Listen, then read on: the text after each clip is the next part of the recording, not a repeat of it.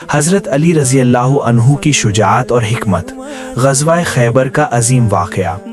हज़रत अली करमल्लाहु वजहुल करीम की ज़िंदगी का हर पहलू हिकमत और शुजाअत का एक समंदर है, लेकिन ग़ज़वा खैबर का वाक़या एक ऐसा दरख्शा बाब है जो क़यामत तक के लिए ईमान वालों के दिलों को गरमा देता है। हिजरत का 7वां साल था जब मदीना की रियासत को बाहर से सख्त खतरात का सामना था।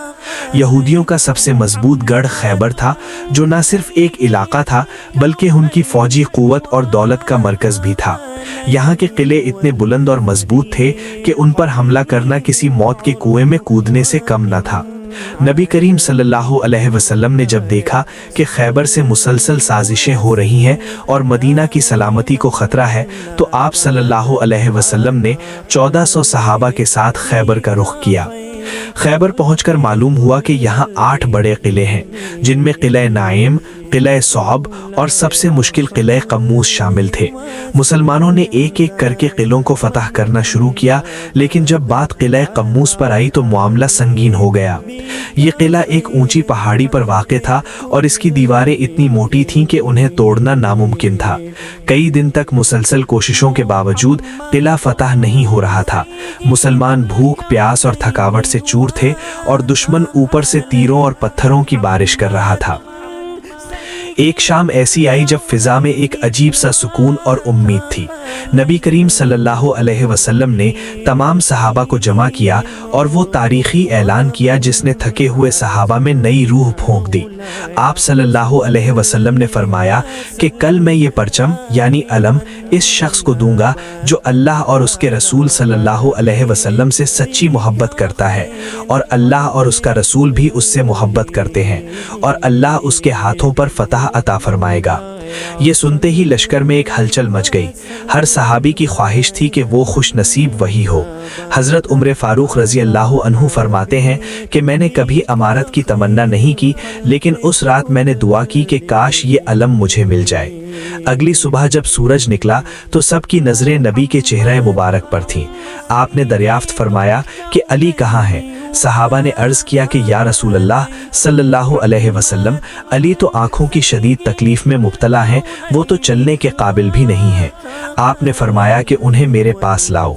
जब हजरत अली को लाया गया तो उनकी आंखों में इतनी सूजन और दर्द था कि वो देख भी नहीं पा रहे थे। नबी करीम सल्लल्लाहु अलैहि वसल्लम ने अपना मुबारक लुआब उनकी आंखों पर लगाया और अल्लाह से दुआ की। वहीं एक मौजिज़ा हुआ। हजरत अली की आंखें फौरन ऐसी ठीक हो गईं जैसे कभी उनमें कोई तकलीफ थी ही नहीं। आपने अपने हाथों से उन्हें ज़िराह पिरनाई ढाल दी और वो मुक़द्दस अलम उनके हाथ में थमा दिया। हजरत अली ने पूछा कि या रसूल अल्लाह सल्लल्लाहु अलैहि वसल्लम, क्या मैं उनसे तब तक लड़ूं जब तक वो हमारी तरह मुसलमान ना हो जाएं? तो रहमतुल लिल आलमीन सल्लल्लाहु अलैहि वसल्लम ने जो जवाब दिया वो हिकमत और दावत दीन का निचोड़ है। आपने फरमाया कि अली, उनके पास जाओ और पहले उन्हें इस्लाम की दावत दो। याद रखना, अगर तुम्हारे जरिए एक शख्स को भी हिदायत मिल जाए तो वो तुम्हारे लिए उन सुर्ख ऊंटों से बेहतर है जो अरब का सबसे कीमती सरमाया है। इससे पता चलता है कि इस्लाम का मकसद खून बहाना नहीं बल्कि दिलों को जीतना है। हजरत अली ने अलम संभाला और बिजली की तेजी से पहाड़ी की तरफ दौड़े। उनका जोशो खरूश देखकर दुश्मन के होश उड़ गए। जब वो किले के करीब पहुंचे तो यहूदियों का सबसे बड़ा पहलवान मरहब बाहर निकला। मरहब के बारे में मशहूर था कि वो हजारों पर भारी है। वो दोहरी ज़िराह पहने हुए था और उसने सर पर एक खास किस्म का लोहे का हेलमेट पहना हुआ था, जिस पर उसने एक बड़ा पत्थर भी बांधा हुआ था ताकि कोई तलवार उसके सर तक ना पहुंचे। मरहब ने बड़े गुरूर से रजस पढ़ा कि खैबर जानता है कि मैं मरहब हूँ, हथियार बंद और तजुर्बाकार जंगजू। उसका लहजा तकब्बुर से भरा था। हजरत अली ने उसके तकब्बुर का जवाब निहायत जलालत से दिया। आपने फरमाया कि मैं वो हूँ जिसका नाम मेरी माँ ने हैदर रखा है। मैं वो हूँ जो दुश्मनों को ऐसे ही मिटा देता है जैसे शेर जंगल में शिकार करता है। दोनों के दरमियान मुकाबला शुरू हुआ। मरहब ने पहला वार किया। हजरत अली ने उसे अपनी ढाल पर रोका। پھر حضرت علی نے اپنی تلوار ذوالفقار بلند کی اور یا اللہ کا نعرہ لگا کر ایسا بھرپور وار کیا کہ تاریخ دنگ رہ گئی۔ وہ وار مرہب کے اس خاص ہیلمٹ اور پتھر کو چیرتا ہوا اس کے سر سے گزرا اور اس کے دانتوں تک پہنچا۔ مرہب کے 2 ٹکڑے ہو گئے اور وہ زمین پر ڈھیر ہو گیا۔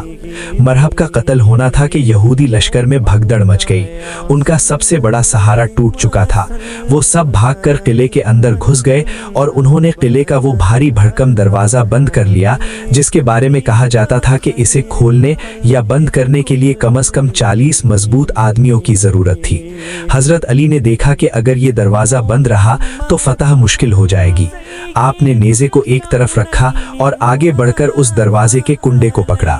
اس وقت حضرت علی پر اللہ کی طرف سے ایسی قوت نازل ہوئی کہ آپ نے ایک ہی جھٹکے میں وہ لوہے کا دروازہ اکھاڑ دیا۔ یہ کوئی عام واقعہ نہیں تھا بلکہ یہ ایمان کی وہ طاقت تھی جو اسباب کی محتاج نہیں ہوتی۔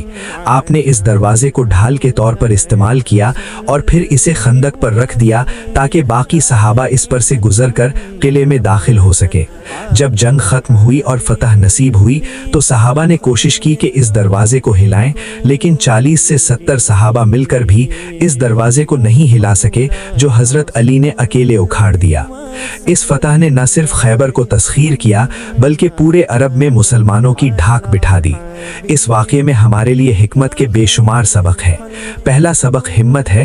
حضرت علی نے یہ ثابت کیا کہ دشمن کتنا ہی مضبوط کیوں نہ ہو، اگر ارادہ نیک ہو تو اللہ کی مدد ساتھ ہوتی ہے۔ دوسرا سبق حکمت عملی ہے۔ نبی کریم صلی اللہ علیہ وسلم نے حضرت علی کو تب بھیجا جب سب طریقے آزما لیے جا چکے تھے، یہ بتانے کے لیے کہ ہر کام کا ایک مخصوص وقت اور مخصوص شخصیت ہوتی ہے۔ تیسری بات ایمان ہے۔ حضرت علی کی آنکھوں کا معجزانہ طور پر ٹھیک ہونا اور پھر ایسی طاقت دکھانا یہ ثابت کرتا ہے کہ مومن کا جسم نہیں، اس کا روحانی رشتہ اسے طاقتور بناتا ہے۔ لیکن ان سب سے بڑھ کر غزوہ خیبر حضرت علی کی شجاعت کا وہ سرٹیفکیٹ ہے جو خود رسول خدا صلی اللہ علیہ وسلم نے انہیں عطا کیا۔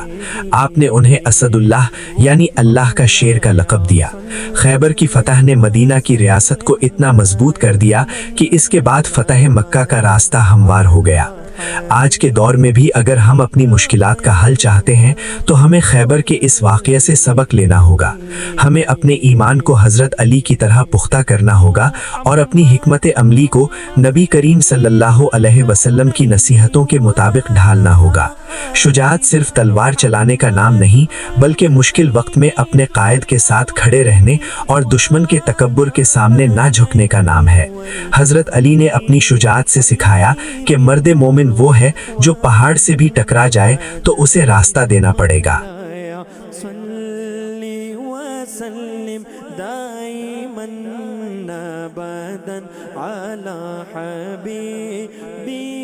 خیر الخلق كلهم مولاي صل وسلم دائما ابدا على حبيبك خير الخلق كلهم محمد سيد الكونين وثقلين محمد